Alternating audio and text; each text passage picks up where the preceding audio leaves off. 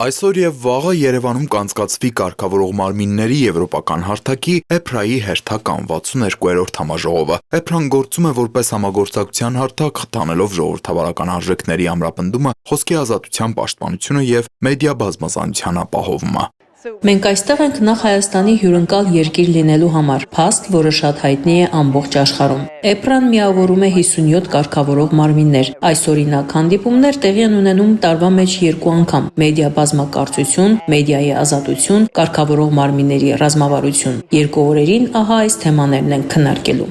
EPRA-ն ստեղծվել է 1995-ին միավորելու եվրոպական երկրների կարգավորող մարմիններին, իսկ Հայաստանը EPRA-ի անդամ է 2010 թվականից։ Այս համաժողովում Հայաստանը ներկայացնում է հեռուստատեսության եւ ռադիոյի հանձնաժողովը։ Հայաստանը անհամեստություն չթվա, բավական մեծ դերակատարություն ունի այս եվրոպական հարթակներում։ Աշխարհում ոչ մեկ չգիտի որտեղ է սահմանը խոսքի ազատության եւ խոսքի ազատության չարաշահման, հա։ Եվ այստեղ շատ կարևոր է կոնսենսուսը, հա, փոխհամաձայնությունը հասարակության, իշխանությունների, ընդդիմության, կարգավորող մարմինների, մեդիայի միջև ի վերջո ինչը համարել խոսքի ազատության սահմանափակում եւ ինչը համարել, հա, խոսքի ազատության չարահաշահման, հա, դրսևորումներ։ Այս խոսակցությունը նաև այսօր է լինելու եւ վաղը այս հարթակներում, որտեղ այս խնդիրը մենակ Հայաստանի համար չի։ Եվ այսպես համաժողովին կքննարկեն թվային դարաշրջանում մեդիա բազմակարծության ձևավորման, խթանման եւ պաշտպանության հիմնախնդիրները, ինչպես նաեւ ռազմավարությունների մշակման եւ իրագործման մեխանիզմները արագ փոփոխվող միջավայրում։ Համաժողովը մեկտեղել է շուրջ 40 երկրների 56 կարգավորող մարմինների ներկայացուցիչների, այդ թվում Թուրքիայից։ Թուրքիայից առաջի անգամ եւ բավականին ներկայացական պատվիրակություն է 4 հոգի, հա։ Երեկեկան մենք բավականին երկար արդեն զրուցեցինք եւ առաջի հերթին գիտեք ինչ են արել։ Մեքենային վարձել, երեկոյան մեզ պատմեցին եւ գնացել են Գեղարդ։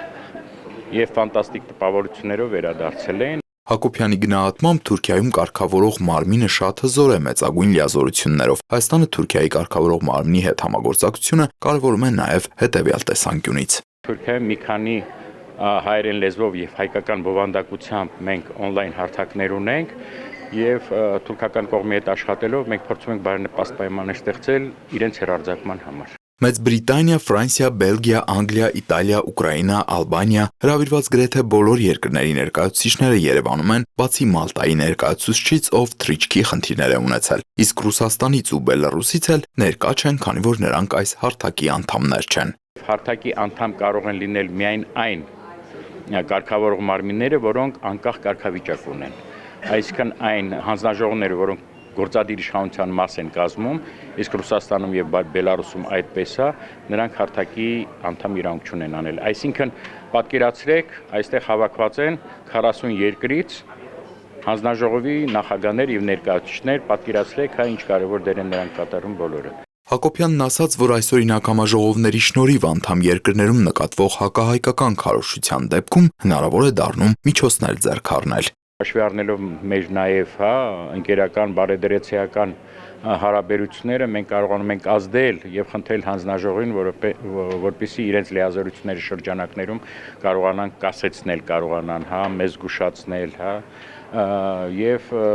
կատարել այլ քայլեր, որոնք, հա, կնվազեցնեն մեր երկրին վնաս հասցնող ինֆորմացիայի տարածմանը տարբեր երկրներում։ 2 օրերի ընթացքում համաժողովի մասնակիցները նույն հարկի տակ կփորձեն նաև տեղեկատվական ոլորտում առկա մարտահրավերների համար գտնել լուծումներ, այդ թվում ապատեղեկատվության, ատելության խոսքի, քարոզչության, անչափահասների վրա ունեցած ազդեցության եւ երկրի տեղեկատվական անվտանգության ապահովման հարցերի վերաբերյալ։ Տիգրան Հովակիմյան, Հայկ Սուքիասյան, Հորիզոն։